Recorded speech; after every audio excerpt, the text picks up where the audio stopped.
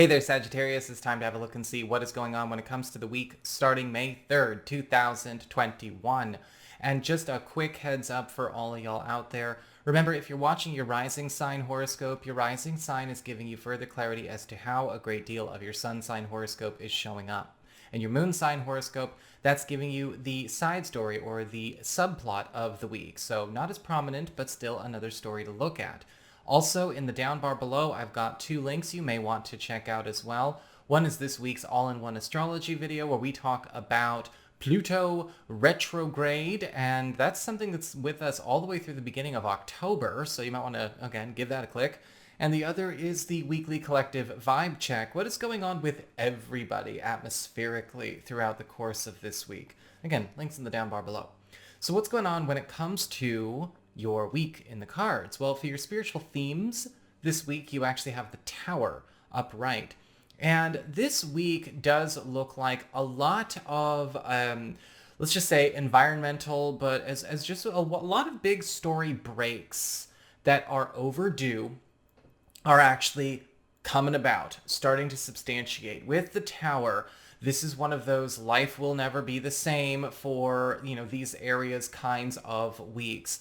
With the Tower, I am actually seeing a lot of overdue alterations, overdue endings, overdue shifts finally starting to substantiate, And with the Tower, we have to remember that is what is actually going on. This is basically a divine call that, reality shift regardless of what is going on. Now, the Tower can show up in a way where it is incredibly stressful. It may even feel a bit cataclysmic. But looking ahead at how overwhelmingly positive the rest of these cards are, I do want to remind people that sometimes there is such a thing as positive stress, positive transitions, and it's only as painful as we decide we want to make it. Sometimes it could just be the stress of having to go through a transition, or the stress of abandoning a familiar pattern or a routine, coming out of your comfort zone, or having something good happen to you that ultimately you weren't expecting and maybe your ego wasn't necessarily comfortable with, but it is serving in the highest interest of all concerned. This week, you want to go with that flow. As we get on to your material shifts, you do have the Four of Wands upright. So this is your job, this is money, this is anything to do with the domicile, the living situation, again, your professional aspirations and work life too. The Four of Wands, I'm actually seeing a lot of you go through a major milestone or almost like a rite of passage when it comes to a transition into a higher state of material abundance, material comfort, as well as your own sense of accomplishment through your own job, through your own career.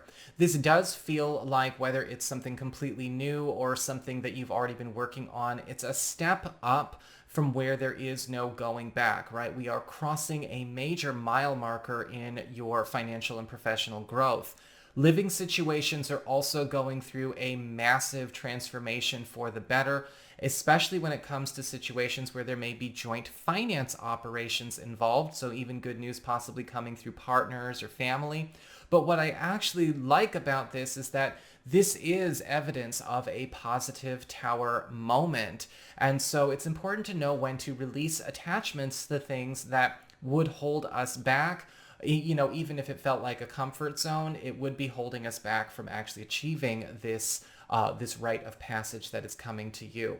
As we get on to your communications, friends, relatives, the community, news, you've actually got the Lovers upright. And with the Lovers, it does look like there is some kind of match or some kind of new commitment, new alliance, new collaboration that is forming. I'm actually seeing a lot of you also going through a period where you are uniting or reuniting with people that you've always considered to be very, very close with. So this is, of course, going to apply in situations even with close family members that you miss, or maybe even BFFs from way back when. I'm also seeing with the Lovers that there are a lot of new contracts, a lot of new promises, a lot of new long-standing arrangements in the offering this week that again are further rooting you in a much higher, much brighter chapter of your life, because it's also going to be, allowing you to connect and blend with people that are already there as well and already on that journey. Your challenge this week is perfect for what we're talking about. Your challenge this week is the Six of Wands upright, accepting wins and taking wins. Sometimes what happens when the Six of Wands comes up as a challenge is that we can be afraid to accept something good happening to us because we may identify with a lower state of being, or we may feel that because it is pulling us out of a territory where other people are not able to get out of, that it would be selfish to let ourselves rise. If you find yourself in a situation where all of this good stuff is happening to you, but maybe not to a friend, a coworker, or a family member, or even, your clique, you might feel a bit of achiever's guilt or survivor's guilt. And that might be your challenge this week, to actually work on getting over that and clearing it so that you don't necessarily, hold yourself back, dim yourself down, or, try to slum it so other people feel comfortable. Every once in a while, people have to face where they are behind in their own progress. Maybe all of a sudden they realize that they're not actually keeping up with the people that they are with. And that might be a challenge that those people have to go through that you have no business trying to spare. You might be too preoccupied with their state of mind. Take the wins that are coming your way this week. As we get on to your relationships with love, romance, and partnerships, you've got the Knight of Pentacles upright, and I am seeing a lot of you Sagittarius people also having a wonderful opportunity when it comes to a new chapter in love opening over a mutual quest or a mutual endeavor, a mutual bond over the work that we are doing. Now, this could show up through a new person for those of you that are available and looking, that may actually be sort of on a similar professional or personal or spiritual journey that you are on. And we actually bond over, once again, that adventure we go on. This would be something, though, that is more about what is bonding us in the beginning. So this would be something that starts slow. We start kind of as friends first, as allies, as companions first. And, if we take it at the right pace, this can evolve into a loving romance.